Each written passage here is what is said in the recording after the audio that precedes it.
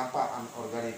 Di sini saya juga akan menyampaikan tentang lamanya hancur bahan-bahan yang apabila kita buang sembarangan dan tidak kita manfaatin menjadi limbah. Sampah organik itu yang tadi yang saya sampaikan di depan itu tentang seperti daun dan sisa-sisa limbah dapur, itu sekitaran 1-2 bulan baru hancur oleh proses alam. Sampah karton atau dus itu sekitar 3-5 bulan baru hancur oleh proses alam. Dan filter rokok itu sekitar 10-12 bulan. Ini cukup lama ya ibu-ibu ya. Jadi kantong plastik 10-20 tahun. Jadi kalau memang betul-betul nggak kita olah, itu akan mengakibatkan limbah di lingkungan kita.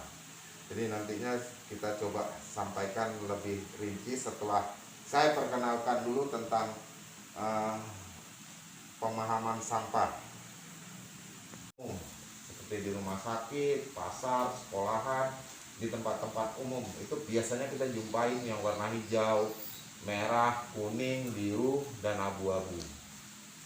Di sini saya coba menyampaikan agar nantinya ibu-ibu apabila membuang sampah sesuai dengan kriteria tong sampahnya, biar mudah nantinya diolah. Dari tempat pembuangan sampah itu tidak semuanya masuk ke TPS, dia bisa masuk ke pengelolaan sampah organik yang warna hijau. Jadi di situ yang sampah organik yang warna hijau, yang warna merah tuh gelas, beling, dan B3 yang masuk ke tong sampah yang warna merah. Kuning seplastik, botol apa tadi ember masuk ke tong sampah yang warna kuning. Biru kertas karton. Yang abu-abu itu residu ampas seperti tadi pampers, dan juga ya paling tidak di situ nantinya masker. Dan jadi agar kita memahami tong sampah ini tidak semuanya dijadikan satu, memudahkan pengelola sampah itu tidak semuanya dibuang ke tong sampah. Cukup lama ya ibu-ibu ya. Jadi kantong plastik 10-20 tahun. Jadi kalau memang betul-betul nggak kita olah, itu akan mengakibatkan limbah di lingkungan kita. Jadi nantinya kita coba sampaikan lebih rinci setelah saya perkenalkan dulu tentang pemahaman sampah. Kulit sepatu itu sekitar 25-40 tahun. Kain nilon itu 30-40 tahun baru dia habis diproses dengan alat. Karet sendal jepit itu 30-40 tahun. Plastik seperti botol ataupun ember itu 50-60 tahun baru habis diproses alat di rumah. Ini kita coba terangin cara pengelolaan sampah organik ya, secara mandiri dan secara pribadi ya. Jadi ibu-ibu bisa siapkan ember ataupun kantong plastik. Ibu-ibu kumpulkan sampah yang dari limbah dapur, sisa-sisa dari makanan ibu-ibu yang tidak dipakai lagi, ibu bisa masuk dalam satu kantong. Kalau mau dibuat biopori, ibu-ibu bisa lubangin di tempat yang memang betul-betul tidak terganggu oleh lalu lalang kita yang tinggal. Kalau mau yang sederhana, ibu bisa potong. Ibu bisa potong.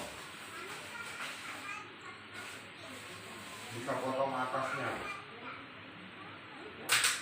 Dia kan harus ada lubang atas bawah.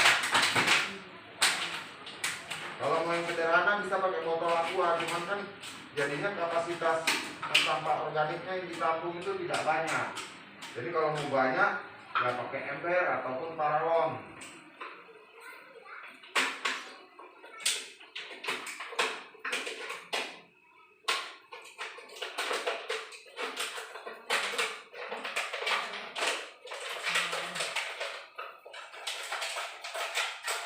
Saya sambil menjelaskan untuk sampah pemilahan sampah anorganik ya Bu.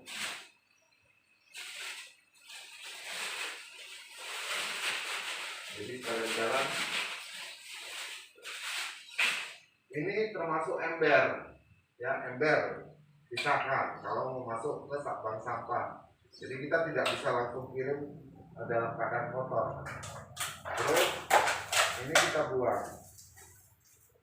Inilah ya. Ini kalau di Pinang masih murah, di sini belum ada. Di Pinang 1 kilonya cuma 25 perak. Jadi kita inilah yang kita buang ke TPS. Karena belum ada harga kan. Cuman airnya kan berkurang. Yang tadinya satunya setelah dipilah 5 on. Bisalah mengurangi untuk limbah sampah. Ya, terus yang ini termasuk ember juga, Bu. Kalau ibu nggak mau bersihkan nggak apa-apa. Cuman kan timbangannya jadinya tetap masuk dalam botol. Tapi kalau kita pilah, ini masuk ke ember. Ya, ini tadi udah bersih ya Bu ya. Jadi setelah ini untuk biopori, lubang biopori, dilobangin Bu.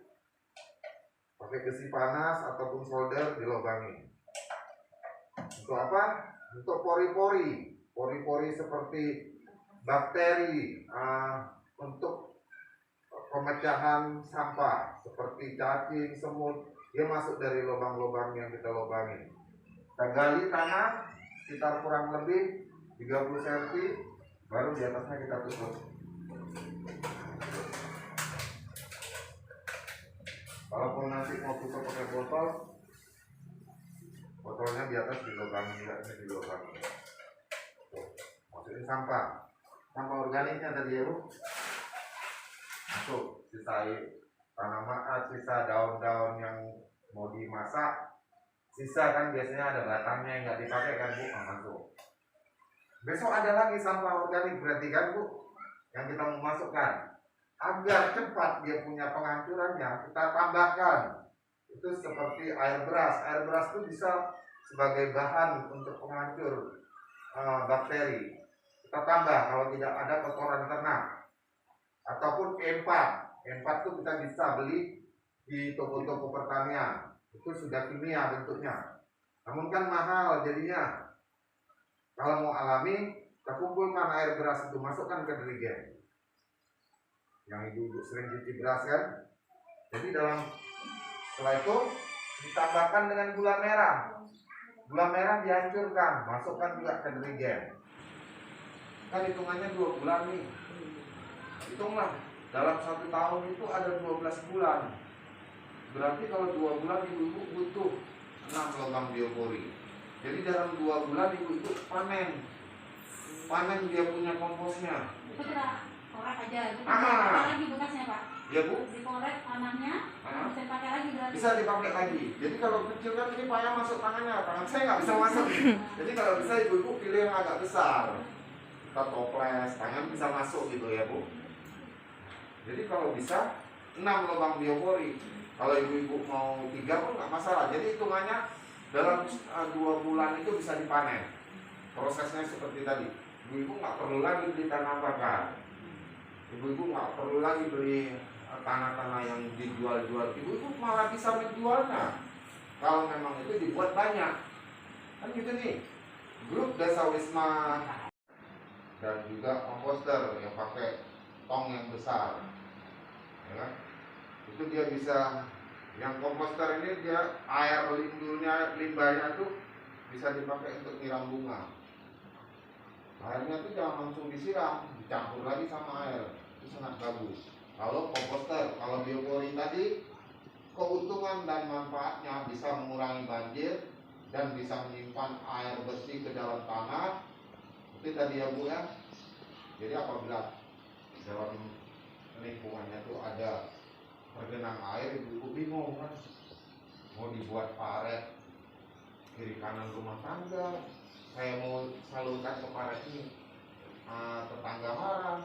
Kan kita di perumahan ini kadang-kadang serba salah kan Bu, mau buang ke kiri tetangga marah, mau buang ke kanan tetangga marah.